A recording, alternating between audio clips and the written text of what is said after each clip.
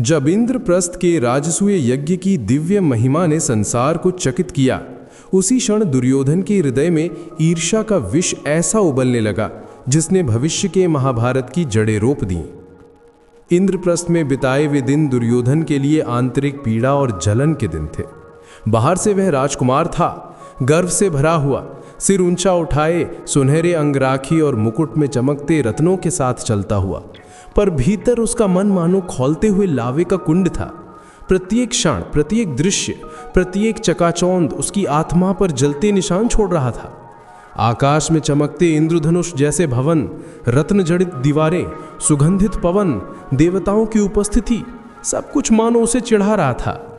पांडवों के सुख और समृद्धि को देखकर उसे लगता कि मानो उसका हृदय कोई लोहे की संकरी पेटी हो जिसमें ईर्ष्या का तूफान बंद कर दिया गया हो। युधिष्ठिर की ख्याति, उनके यज्ञ की सफलता, कृष्ण का निरंतर सानिध्य, मय द्वारा निर्मित अद्भुत सभा, दुर्योधन के लिए ये सब किसी दिव्य उपलब्धि की कथा नहीं थी, बल्कि उसकी हार, उसका पराभव, उसका अपमान था।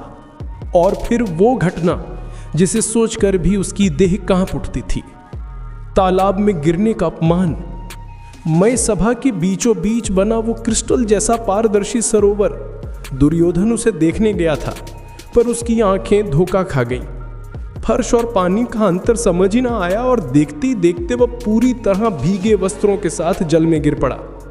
ऊपर खड़े भीम की गूंजती हंसी, कृष्ण की मंद मुस्कान, रानियों की खिलखिलाहट और सबसे तीखी द्रौपदी की हंसी।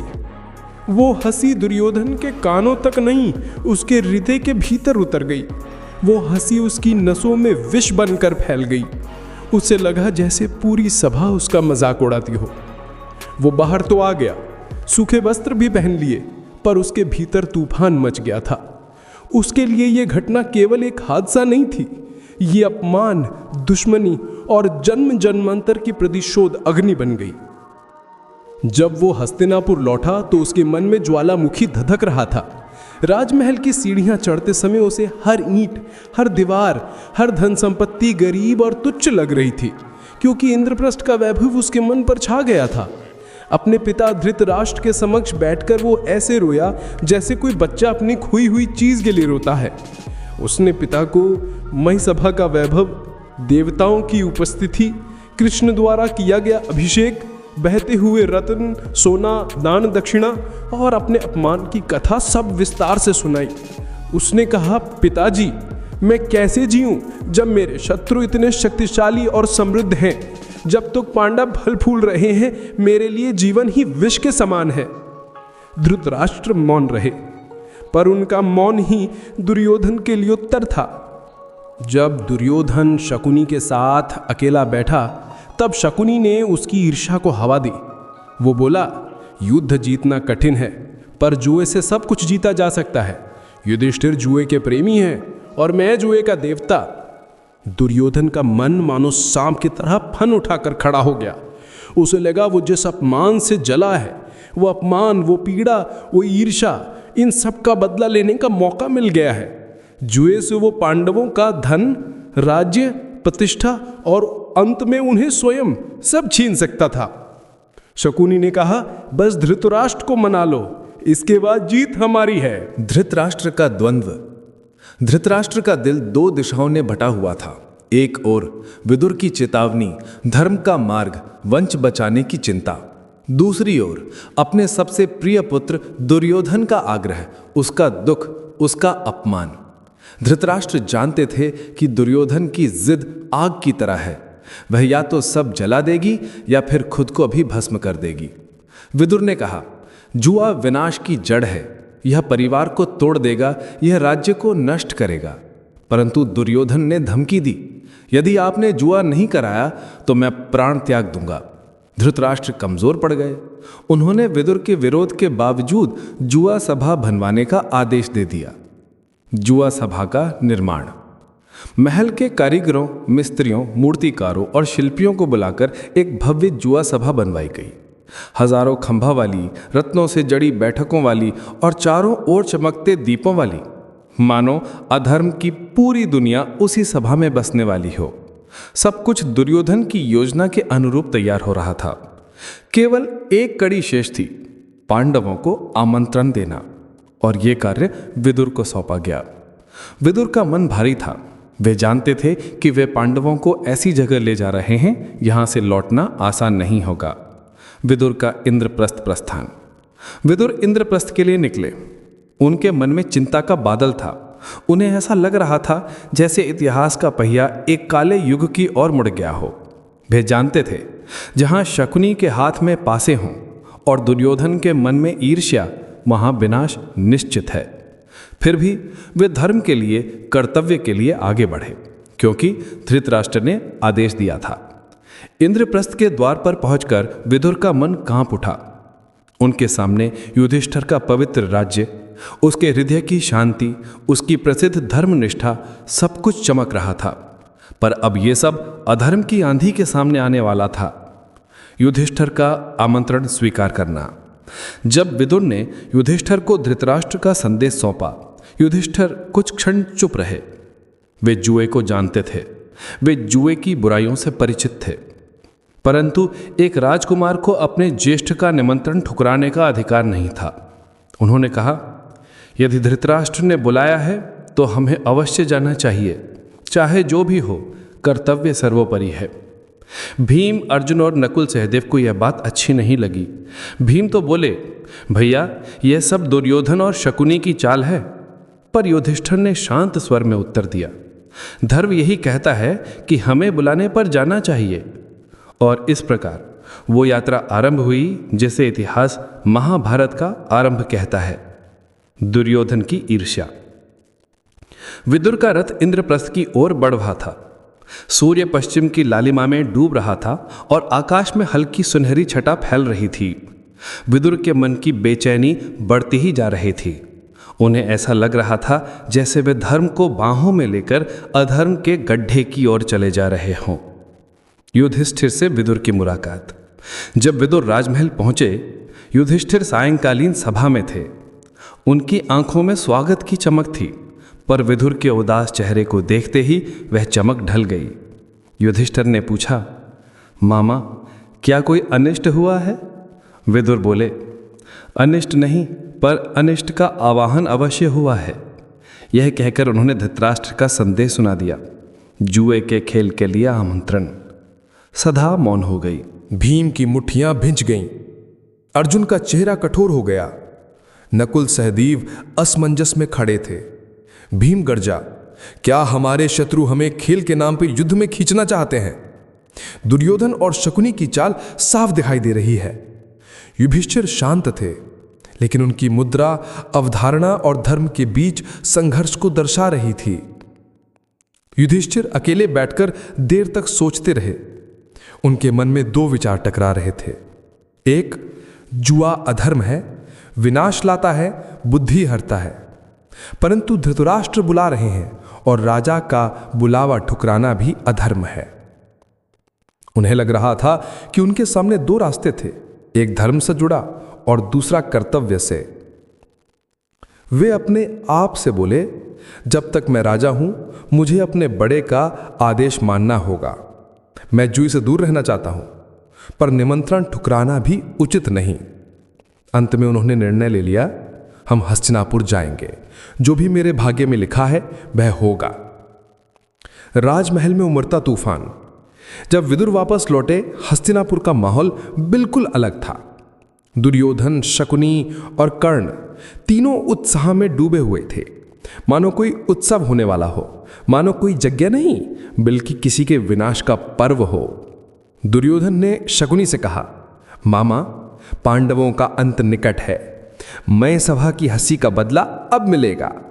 शकुनी मुस्कुराया, एक ठंडी चालाक सांप जैसी मुस्कान। कुछ दिनों में वह विशाल जुआ भवन तैयार हो चुका था। हजारों खंबे, चांदी से जड़ित सिंहासन, चमकते दीप, हवा में बहती इत्र की महक और बीच में रत्नों से सजी जुआ टेबल। पर यह वैभव केवल दिखावा था, यह घर नहीं, विनाश का द्वार था। भवन में सबसे अधिक खुशी शकुनी को थी। यह उसके कौशल का रंगमंच था, जहां उसकी उंगलियों में नाचते पासे किसी की नियति बदल देते थे। पांडवों का हस्तिनापुर आगमन। जब पांडव हस्तिनापुर पहुंचे, सारा नगर स्वागत करने आया, पर इस स्वागत के नीचे छिपा हुआ था ईर्ष्या, षड्यंत्र और दुर्योधन का अहंकार। दुर्योधन ने भारी विनम्रता ओढ़ रखी थी। उसने कहा, भाइयों, आपका स्वागत है। पर उसकी आंखों में चमक रही थी प्रतिशोध की आग। भीम ने धीरे से अर्जुन से कहा, भैया, यह मुस्कान मुझे काटने को दौड़ते भेड़िए की लग रही है। अर्जुन से उत्तर दिया, भैया, सावधान रहना ही उचित है। धृतराष्ट्र और पांडवों की भेंट। धृतराष्ट्र ने पांडवों का औपचारिक स्वागत किया। विदुर की तरह उनकी आवाज में पिता जैसी गर्माहट नहीं थी। धृतराष्ट्र बोले, बेटा युधिष्ठिर, जरा समय बिताने के लिए हमने एक मैत्रीपूर्ण जुआ खेल का आयोजन किया है। तुम्हें खेलने में आनंद आता है। युधिष्ठिर ने विनम्रता से कहा, राजा का आदेश मेरे लिए धर्म है। पर उनके शब्दों में एक थकान थी, जैसे उन्हें पता हो कि वे जिस रास्ते पर जा रहे हैं वहां उजाला नहीं, केवल अंधेरा है। शकुनी की चुनौती। जब सब जुआ सभा में बैठे, शकुनी आगे बढ़ा और बोला, युधिष्ठिर, क्या आप मेरे साथ खेलेंगे? युधिष्ठिर ने धीरे से पूछा, महाराज, खेल में दाव कौन लगाएगा? दुर्योधन उछलकर बोला, मेरी ओर से मामा शकुनी खेलेंगे। यह सुनकर भीम दांत पीस कर रह गए। उन्होंने अर्जुन से कहा, देखा, यह चाल पहले से तय थी। युधिष्ठिर शांत थे। उन्होंने अपना ध्यान केंद्रित किया किस्मत पर, धर्म पर और अपने कर्तव्य पर। प्रारंभिक दाव। शकुनी पासे उठाता है। उसकी उंगलियां ऐसे थिरकती हैं जैसे कोई जादूगर मंत्र पढ़ रहा हो। पहला दांव युधिष्ठिर जीत जाते हैं। भीम मुस्कुराते हैं।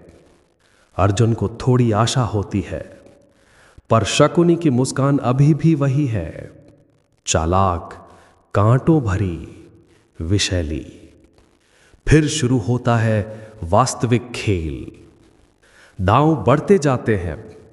स्वर्ण, रत्न, घोड़े, हाथी, दास, दासी, भूमि, महल, और धीरे धीरे हर पासे पर शकुनी ही जीतता है। मानो पासे उसके हाथ में जीवित प्राणी हो जो उसके इशारे पर नाचते हों। युधिष्ठिर की विवशता। हर हार के साथ युधिष्ठिर का चेहरा और शांत होता जाता है, मानो वे भीतर टूट रहे हों पर बाहर धर्म के आवरण को नहीं छोड़ना चाहते। भीम का धैर्य टूटता जा रहा था। वो गरज उठा, भैया, ये खेल नहीं, धोखा है। पर युधिष्ठिर ने कहा, भीम, मैं राजा हूं, मैं खेल बीच में छोड़कर अधर्म नहीं कर सकता। दुर्योधन ताली बजाकर हंस पड़ा। दांव बढ़ता है और विनाश की आहट। अब दांव में केवल धन नहीं, राज्य भी आ गया। पहले इंद्रप्रस्थ, फिर संपूर्ण हस्तिनापुर, फिर सभी अनुचरों और सेवकों को, और अंत में युधिष्ठिर ने वो वाक्य कहा जिससे महाभारत का इतिहास रक्त से भर गया, मैं अपने भाइयों को दांव पर लगाता हूं। सभा स्तब्ध रह गई। अर्जुन खड़े हो गए। नकुल सहदेव रो पड़े। भीम ने अपना गदा उठाई, पर युधिष्ठिर का हाथ उठते ही रुक गए। शकुनी ने पासे फेंके और युधिष्ठिर फिर हार गए। अब दुर्योधन की आंखों में पागलपन था। वो बोला, और अब? सभा में सन्नाटा था। युधिष्ठिर बोले, अब मैं स्वयं को दांव पर लगाता हूं। और वो भी हार गए। ये इतिहास का सबसे भयावह क्षण था, जब धर्म का प्रतिमान जुए के पासों से हार रहा था। जुआ सभा में सब कुछ डगमगाने लगा था। धर्म, मर्यादा, परंपरा और युधिष्ठिर की जीवित आशा। शकुनी के पासों की खटखट मानो विनाश का ढोल बन गई थी। हर आवाज पांडवों के हृदय को और छेदती जा रही थी। हॉल की हवा भारी हो चुकी थी। लोगों की सांसें थम गई थीं, जैसे सब जानते हों कि अब जो होगा वो इतिहास में काला धब्बा बनकर रहेगा। युधिष्ठिर का अंतिम विनाश। युधिष्ठिर सब कुछ हार चुके थे, धन, राज्य, सेना, भाई, स्वयं। अब उनके पास बचा ही क्या था?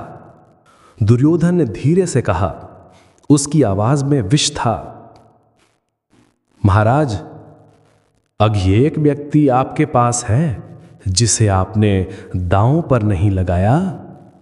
सभा सिहर गई। सब जान गए कि वो किसकी बात कर रहा है। हवा भारी हो गई जैसे कोई तूफान आने वाला हो।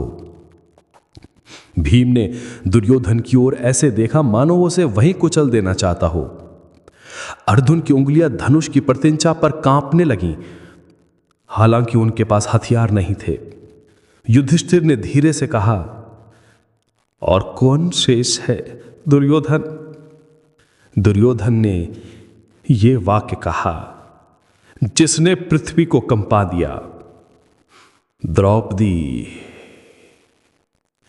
उसके चेहरे पर अहंकार की विकृत मुस्कान थी। सभा में सनसनी। दूर बैठे बुजुर्ग लोग कांप उठे। भीष्म ने आंखें बंद कर ली। द्रोण ने लंबी सांस ली। विदुर ने सर पकड़ लिया। भीम ने गदा की मूठ पर हाथ मारा। सिंह जैसी गर्जना हुई। दुर्योधन, तू मेरी भाभी का नाम भी कैसे ले सकता है? मैं अभी। अर्जुन और युधिष्ठिर दोनों ने एक साथ भीम को रोकने के लिए हाथ बढ़ाए। युधिष्ठिर का चेहरा पीला पड़ गया था। उनकी आंखें बुझ चुकी थी, मानो वो स्वयं को क्षमा नहीं कर पा रहे हों और ना ही निर्णय ले पा रहे हों। युधिष्ठिर का निर्णय दुखद और अनिवार्य।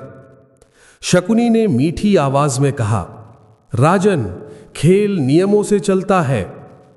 आप अभी भी चुप हैं, मतलब आप द्रौपदी को दांव पर लगा सकते हैं। युधिष्ठिर कांप गए।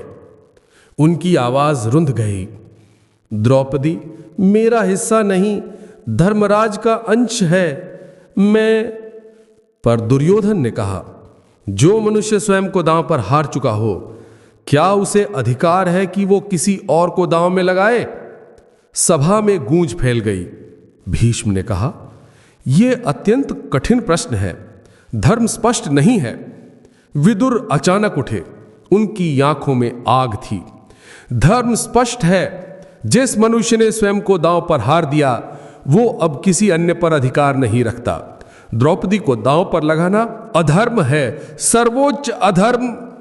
दुर्योधन चिल्लाया, चाचा, आप पांडवों को पक्ष में लेकर नियम नहीं बदल सकते। विदुर गरजे, ये खेल नहीं, छल है। शकुनी के पासों में कपट की गंध है।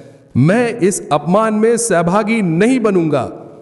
विदुर का यह क्रोध इतिहास में अमर हो गया। पर युधिष्ठिर धर्म के बंधन और कर्तव्य की वेदना में उलझा हुआ मनुष्य। वो उठकर बोला नहीं, लड़ा नहीं, टूटा हुआ हीरा। और अंत में दया चेतना के बीच खोए स्वर में कह दिया, मैं द्रौपदी को दांव कर लगाता हूं। और पासे फेंके गए। द्रौपदी रोते हुए कह रही थीं, यह क्या अन्याय है? क्या कोई बताएगा कि धर्म क्या कहता है? क्या दास बना मनुष्य किसी अन्य पर अधिकार रखता है? उनका प्रश्न भूचाल की तरह सभा में फैल गया, पर किसी के पास उत्तर नहीं था, या हो सकता है किसी में उत्तर देने का साहस नहीं था। भीष्म ने भारी स्वर में कहा, धर्म बहुत जटिल है, मैं उत्तर नहीं दे पा रहा। द्रोण चुप रहे। कृपाचार्य सिर झुकाए बैठे रहे। कर्ण दुर्योधन की ओर देखकर मुस्कुरा रहा था। शकुनी विजयी आनंद में डूबा था।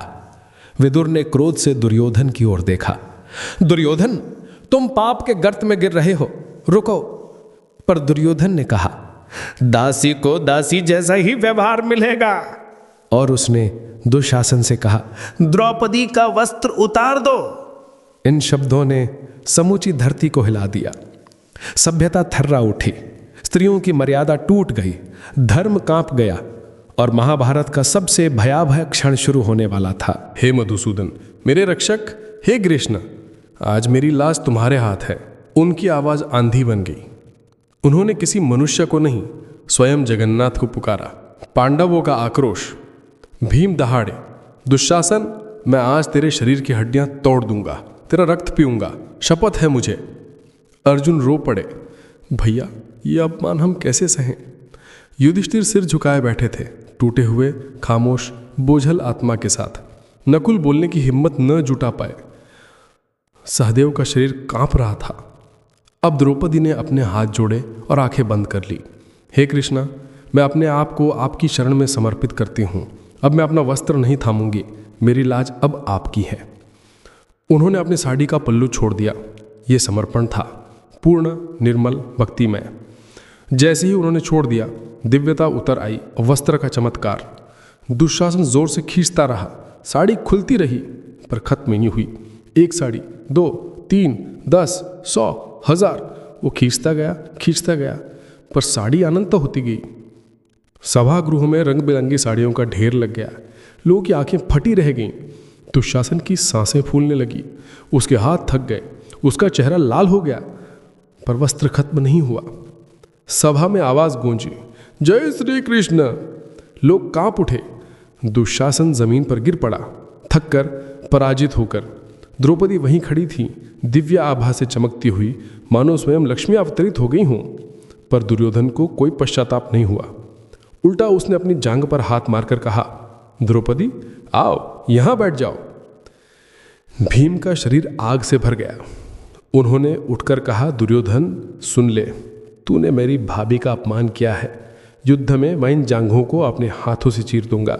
यह भीष्म प्रतिज्ञा है। दुर्योधन एक पल को कांपा, पर फिर अहंकार में हंस पड़ा। धर्म का स्वर। विदुर खड़े हुए।